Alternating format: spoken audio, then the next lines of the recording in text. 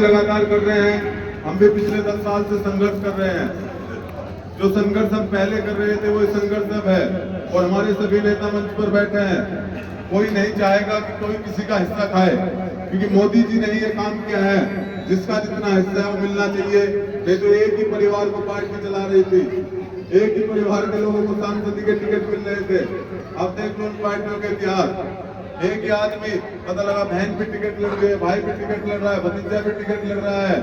आपने देखा होगा परिवारवाद अगर किसी ने खत्म किया है तो नरेंद्र मोदी जी ने किया है, और मंत्री को कामयाब किया।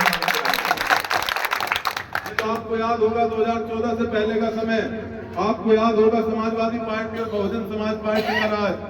हमारे लोग बैठे हैं बुजुर्ग, इस समय आपको कभी लाइट नहीं मिलती थी, एक हफ्ता दिन एक हफ्ता रात में आती थी, वो भी जब सर्दियों का मौसम था तो रात का हफ्ता तुम्हें पता ही नहीं लगता था।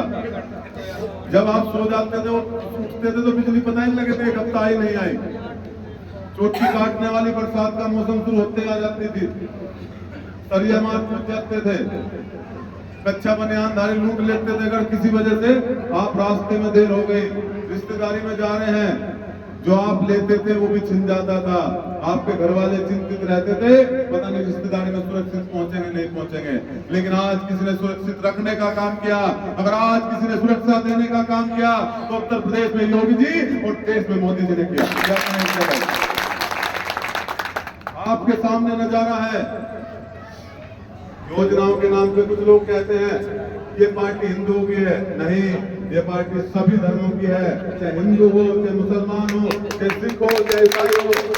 आप देखो जन धन योजना के खाते सभी धर्मों के, सभी बिरादरियों के खुले हैं। ये किसी एक जाति की पार्टी नहीं है, ये देश के सभी वर्गों की पार्टी है।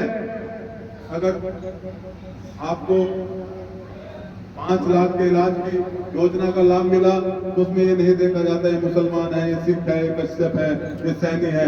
वो जो गरीब है वो सबको दिया जाता है।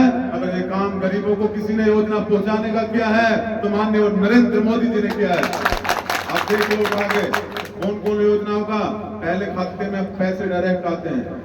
पहले आपको पेंशन नहीं मिलती थी, आपके डायरेक्ट खाते में पैसा आ रहा है। बीच में जो बिचौलिए थे, दलाल थे, उनको खत्म करने का काम नरेंद्र मोदी जी ने किया है। उससे हम लोगों का कर्तव्य बनता है 19 अप्रैल को जब वोट पड़े तो वोट देश के नाम पर पड़ना चाहिए, मोदी जी के नाम पर, कमल के निशान पर पड़ना चाहिए। तैयार हो के नहीं हो? 19 तारीख को वोट डालने के लिए कमल के फूल पे एक वोट डालने के लिए तैयार हो के नहीं हो? एक वोट देश के लिए, अपने देश को आगे बढ़ाने के लिए, विश्व में देश का नाम अगर किसी ने ऊंचा किया है तो मोदी जी ने किया है।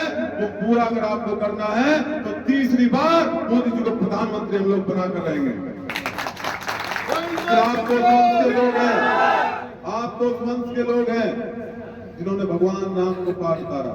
भाई साहब बता रहे हैं 500 साल बाद मंदिर बना, सच्चाई है, और भारतीय जनता पार्टी ने बनवाया। लेकिन जब राम को विपदा आई थी, राम जी को वनवास हुआ था, तो सबसे पहले हमारे वंश के राजा निषाद राज ने राज्य में शरण दी थी। निषाद राज ने शरण दी, और भगवान राम जी को जब नदी पार करना था, हम ही लोगों ने नदी पार कराई थी, केवट ने नदी पार कराई थी, और भगवान राम जी को उतराई नहीं थी, हम लोगों ने उतराई नहीं दी थी। हम उस वंश के लोग हैं, फिर से 14 और 19 में बनाया और 24 में पार करेंगे नहीं जाए।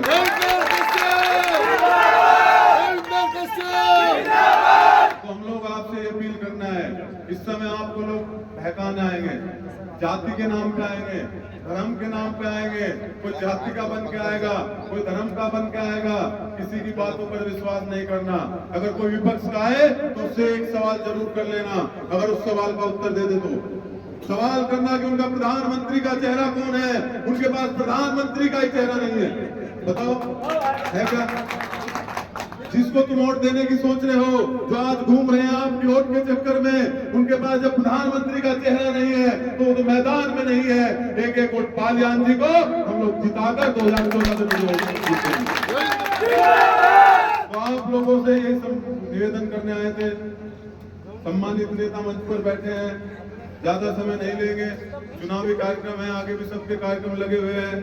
तो आपको रिकॉर्ड दिखाना है कि 99 नहीं 100% कश्यप समाज का वोट भारतीय जनता पार्टी पे जाएगा। और कश्यप समाज के साथ पाल सैनिक महानायक जो कि दिल्ली कटरिया विश्वकर्मा जो 40% आबादी है, जिसकी देश में 40% आबादी है, प्रदेश में 40% आबादी है, वो 40% आबादी पूरा मोदी जी को वोट देगी। ये संकल्प हम लोग लेते हैं।